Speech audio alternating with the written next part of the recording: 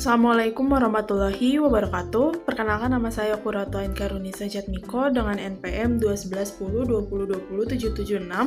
Pada video kali ini saya akan membahas tentang cara menggunakan atau mengembangkan kontrak belajar untuk pendidikan orang dewasa. Materi ini saya ambil dari sebuah buku yang berjudul The Adult Learner, karya dari Malcolm Knowles, Elwood Halton, dan Richard Swenson.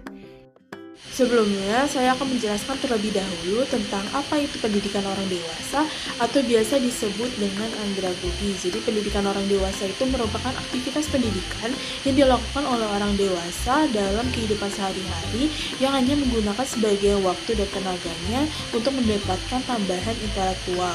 Artinya bahwa orang dewasa melakukan kegiatan sebagian waktunya untuk mencari ilmu atau belajar sesuai dengan apa yang dikehendakinya.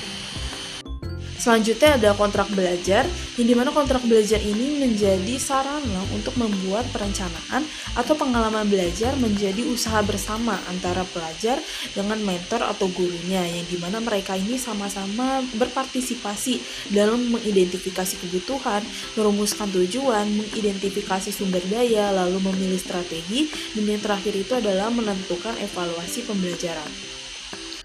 Adapun langkah-langkah dalam membuat kontrak belajar, yang pertama yaitu mengidentifikasi kebutuhan belajar Anda. Kebutuhan belajar merupakan kesenjangan antara di mana kita sekarang dan di mana kita ingin menjadi sesuatu.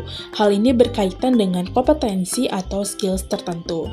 Nah, mungkin kita semua sudah mengetahui ya bahwa kebutuhan belajar merupakan proses penilaian personal atau akumulasi bukti yang panjang untuk diri kita sendiri tentang kesenjangan antara di mana kita sekarang dan di mana kita ingin menjadi sesuatu. Langkah yang kedua yaitu menentukan atau merumuskan tujuan pembelajaran. Setiap kebutuhan belajar yang diidentifikasi pada langkah 1 harus diwujudkan ke dalam tujuan pembelajaran.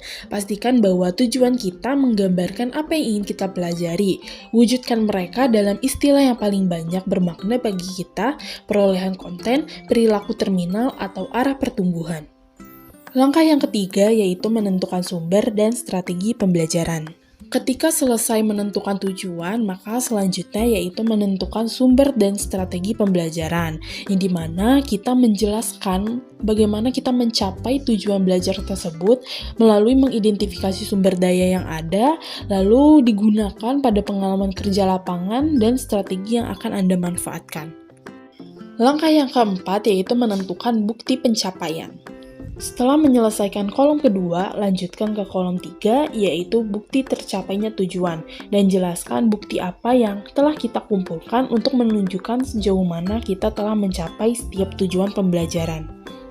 Langkah yang kelima yaitu menentukan bagaimana bukti akan divalidasi. Setelah kita menentukan bukti yang akan kita kumpulkan untuk masing-masing tujuan pembelajaran pada kolom 3, maka dilanjutkan ke kolom 4 yaitu kriteria dan sarana untuk memvalidasi bukti. Kriteria yang tepat untuk tujuan pengetahuan mungkin termaksud kelengkapan, kedalaman, presisi, kejelasan, autentikasi, kegunaan, dan keilmuan. Langkah yang keenam yaitu meninjau kontrak pembelajaran dengan konsultan. Setelah kita menyelesaikan draft pertama dari kontrak belajar, kita akan merasa berguna untuk mengulasnya dengan 2 atau 3 teman.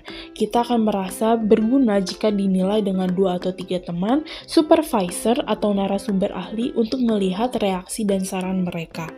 Langkah yang ketujuh yaitu melaksanakan kontrak. Kita sekarang hanya melakukan apa yang sudah ditentukan oleh kontrak, tapi perlu diingat bahwa saat kita mengerjakannya, kita mungkin merasa bahwa tentang apa yang kita pelajari dan bagaimana kita ingin mempelajarinya dapat berubah-ubah. Jadi jangan ragu untuk merevisi atau merubah kontrak belajar seiring dengan berjalannya waktu.